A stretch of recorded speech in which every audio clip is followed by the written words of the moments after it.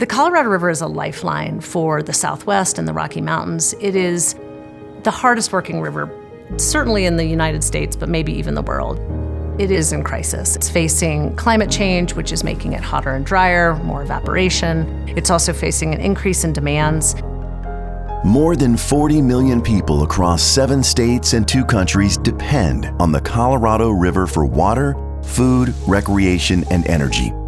The river is critical to the livelihoods of these people and also to an incredibly diverse array of wildlife.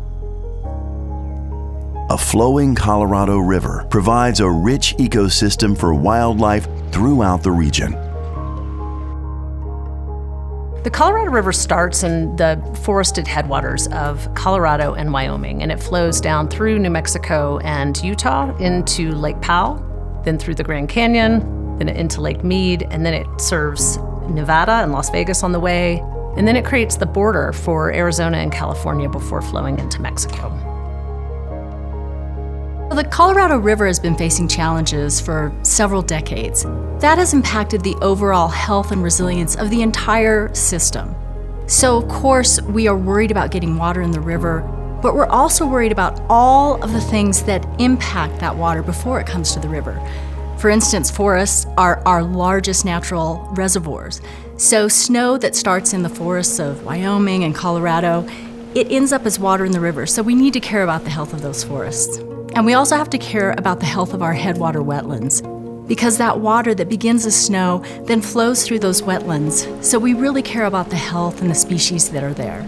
So in the headwaters of the Colorado River Basin, you find a lot of your charismatic mammals, such as moose and elk and deer and bears and bighorn sheep. All of these things depend on water. Moose depend on wet areas. They depend on willows for their primary food source, which grow in wet areas. Often they have a very symbiotic relationship with beavers. Beavers build dams, and in doing so, they create that habitat that works best for moose. They do a lot of things. They mitigate both drought and flood. They improve water quality by helping trap sediment. They create fire breaks. As we move downstream from the headwaters, the Nature Conservancy is working to protect threatened and endangered fish that depend on flowing and healthy rivers. The Colorado River system has multiple endangered fish. We have 4 endangered fish species that we call big river fish, and they have adapted to this system. They're found only in the Colorado River system. In places like the San Juan River in New Mexico, people are working together on restoration and protection projects in an effort to help endangered species survive. In 1991, when the razorback sucker was listed as endangered in this river and throughout the basin, there were no razorback sucker in this river. Today, after countless hours and diligent work by many cooperators and partners, you can now find razorback suckers right behind me in the river. And though it isn't perfect and we're not there yet, we have made great strides towards recovery of that species in the basin. Living with less water as humans is obviously something we've dealt with in the last few years with drought. The fish still need a portion of it. This is a giant ecosystem, and here in the desert Southwest especially, we are directly connected to this river. If the fish in the river aren't doing well, that means the river isn't doing well. And though you might not be super concerned in particular about razorback sucker or Colorado pike minnow, if you live in this region, you are very concerned about your water and your way of life in the Southwest. These fish species and all wildlife depend on healthy, flowing rivers and lakes. The Nature Conservancy is working on long-term solutions with partners across the entire Colorado River Basin. In places like the Verde River in Arizona, this work is also protecting migratory and resident birds. The Verde River is within the Colorado River Basin. It flows into the Salt, which flows into the Gila, which flows into the Colorado before it goes to the Gulf of California. Now, it's been a long time since these rivers have consistently flowed together, but they're really important and connected ecologically. There are different populations of fish throughout the basin that are related, and so we need to make sure we're preserving and protecting those last remaining refuges for our native fish. We think about birds, they're migrating every year. We have a whole suite of bird species that are called neotropical migrants, that spend their winters, their non-breeding time period, in the tropics and the subtropics of Central and South America and parts of Mexico.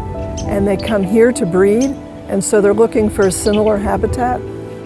Maybe 10% of the whole landscape within the Southwest is a riparian corridor, and that's where these birds are. You're not going to find them out in the desert, they're here.